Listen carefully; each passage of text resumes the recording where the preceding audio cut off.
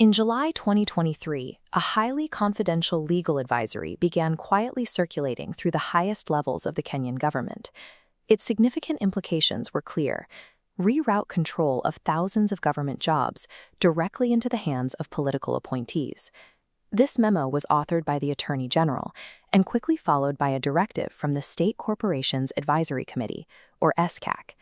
Together, they effectively boxed out the Public Service Commission, the independent body legally tasked with overseeing government employment. The ultimate prize in this bureaucratic maneuver was control over Kenya's state corporations, the extensive payrolls and thousands of specialized roles that maintain the country's national infrastructure. This administrative clash determines the future of Kenya's public institutions. It decides whether the civil service remains an independent safeguard or transforms into a widespread system of political patronage. The executive's bypass strategy relied on a specific mechanism. The Attorney General's advisory and the subsequent SCAC circular instructed government agencies to skip the Public Service Commission entirely, allowing cabinet secretaries to approve hiring and salaries directly. Without the commission acting as an independent check, cabinet secretaries gain concentrated power. They can treat these state corporations as a personal rubber stamp to hire loyalists and dictate terms of service without outside scrutiny. Pushback was immediate. Whistleblower John Githongo and the Katiba Institute filed a constitutional petition in the High Court to halt the maneuver. Their case hinged on Article 234 of the Kenyan Constitution. This specific article grants the Public Service Commission the exclusive, independent authority to establish and abolish government offices. The Katiba Institute argued that employees of state corporations are officially public servants. Because of that, Article 234 applies to them, serving as a legal firewall against the return of unchecked cronyism that defined the government of the 1980s.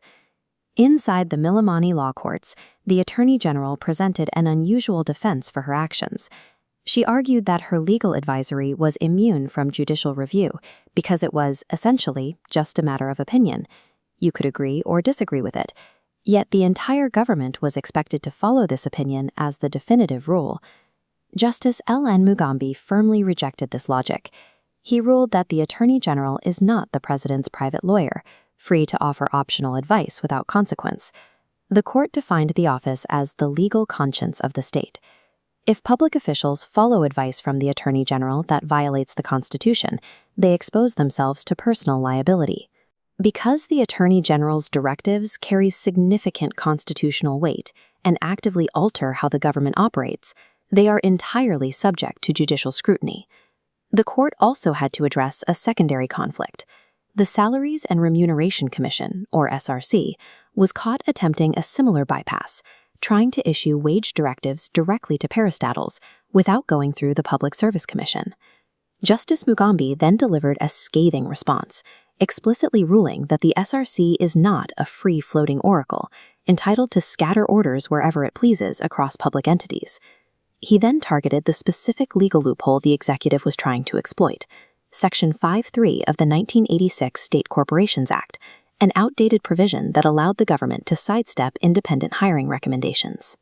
The court viewed these maneuvers, the Attorney General's memos, the SACAC circulars, and the SRC's wage directives, as a coordinated recipe for administrative anarchy designed specifically to subvert the 2010 Constitution. To restore order, Justice Mugambi issued an order of certiorari, a powerful legal tool used to instantly invalidate unlawful government actions. The immediate casualties were the directives themselves. The Attorney General's advisory was officially quashed, and the State Corporations Advisory Committee circular was declared null and void. Then came the final blow to the executive strategy. The court officially struck down Section 5.3 of the 1986 State Corporations Act, ruling that its omission of the Public Service Commission was unconstitutional. This verdict halts the executive's attempt to dictate terms of service through informal back-channel directives.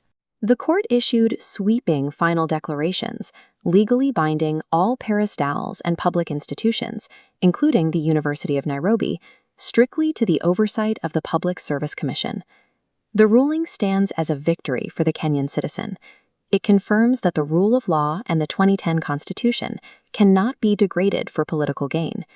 With the Attorney General's advice quashed and the SACAC defanged, The future of this dispute rests on the executive's next move.